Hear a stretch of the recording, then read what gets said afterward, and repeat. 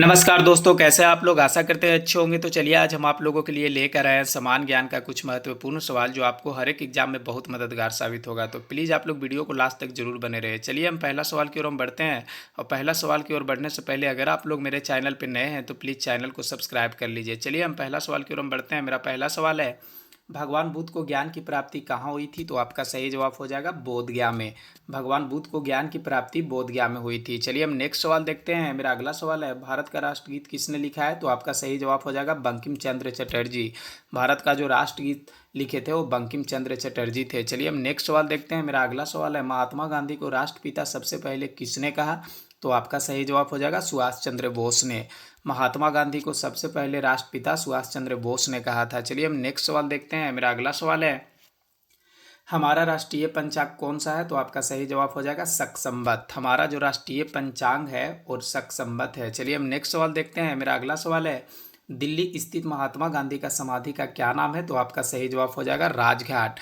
दिल्ली स्थित महात्मा गांधी का समाधि का नाम राजघाट है। चलिए हम नेक्स्ट सवाल देखते हैं। मेरा अगला सवाल है, भारत में पहली रेल कहाँ से कहाँ तक चली। तो आपका सही जवाब हो जाएगा बम्बई से थाने तक।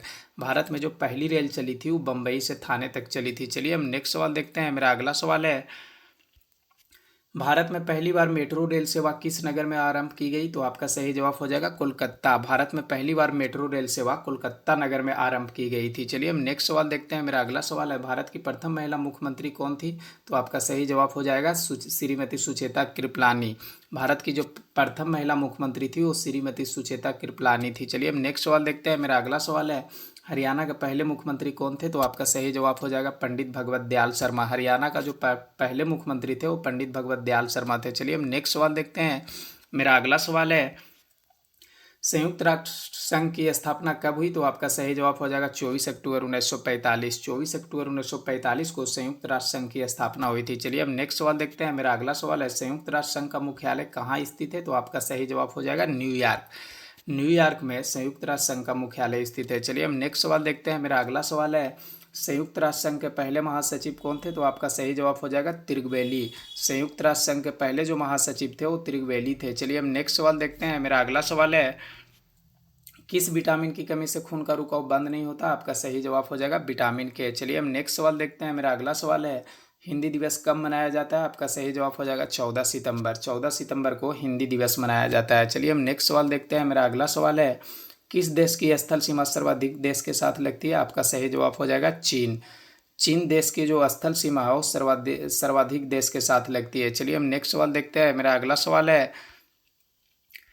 भारतीय मरुस्थल का क्या नाम है। तो आपका सही जवाब हो जाएगा थार। भारतीय मरुस्थल का नाम थार है। चलिए हम नेक्स्ट सवाल देखते हैं। मेरा अगला सवाल है, काजीरंगा राष्ट्रीय अभयारण्य किस राज्य में है। तो आपका सही जवाब हो जाएगा असम। काजीरंगा जो राष्ट्रीय अभयारण्य है वो असम राज्य में है। चलिए हम नेक्स्ट सवाल देखते हैं। मेरा अगला सवाल है, उज्जैन किस नदी के किनारे बसा है। तो आपका सही जवाब हो जाएगा सिरपा। उज्जैन जो है वो सिरपा नदी के किनारे बसा है। चलिए हम नेक्स्ट सवाल देखते हैं। मेरा अगला सवाल है, गोबर गैस में मुख्य रूप से क्या पाया जाता है। तो आपका सही जवाब हो जाएगा मीथेन। गोबर गैस में मुख्य रूप से मीथेन पाया जाता है। चलिए हम नेक्स्ट सवाल देखते हैं। मेरा अगला सवाल है, स्वतंत्रता मेरे जन्म सिद्ध अधिकार है और मैं इसे लेकर रहूंगा किसने कहा था। तो आपका सही जवाब हो जाएगा लोकमान्य तिलक। स्वतंत्रता मेरे जन्म सिद्ध अधिकार है और मैं इसे लेकर रहूंगा लोकमान्य तिलक जी ने कहे थे। चलिए हम नेक्स्ट सवाल देखते हैं। मेरा अगला सवाल है, हिंदी भाषा की लिपि कौन सी है। तो आपका सही जवाब हो जाएगा देवनागरी। हिंदी भाषा की जो लिपि है वो देवनागरी है। चलिए हम नेक्स्ट सवाल देखते हैं। मेरा अगला सवाल है, सर्वप्रथम इंडिया शब्द का प्रयोग भारत के लिए किस भाषा में किया गया। तो आपका सही जवाब हो जाएगा ग्रीक भाषा। चलिए अब नेक्स्ट सवाल देखते हैं। मेरा अगला सवाल है, भारत किस गोलार्ध में स्थित है। आपका सही जवाब हो जाएगा उत्तरी और पूर्वी। भारत जो है उत्तरी और पूर्वी गोलार्ध में स्थित है। चलिए हम नेक्स्ट सवाल की ओर हम बढ़ते हैं। मेरा अगला सवाल है, भारत की उत्तर से दक्षिण तक कितनी लंबाई है। तो आपका सही जवाब हो जाएगा 3214 किलोमीटर।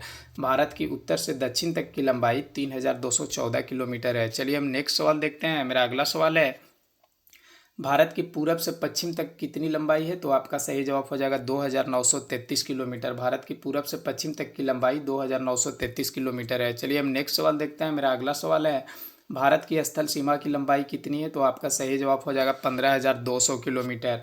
भारत की स्थल सीमा की लंबाई 15,200 किलोमीटर है। चलिए हम नेक्स्ट सवाल देखते हैं। मेरा अगला सवाल है, भारत की तट रेखा की लंबाई कितनी है? तो आपका सही जवाब हो जाएगा 6100 किलोमीटर। भारत का जो तट रेखा की लंबाई है वो 6100 किलोमीटर है।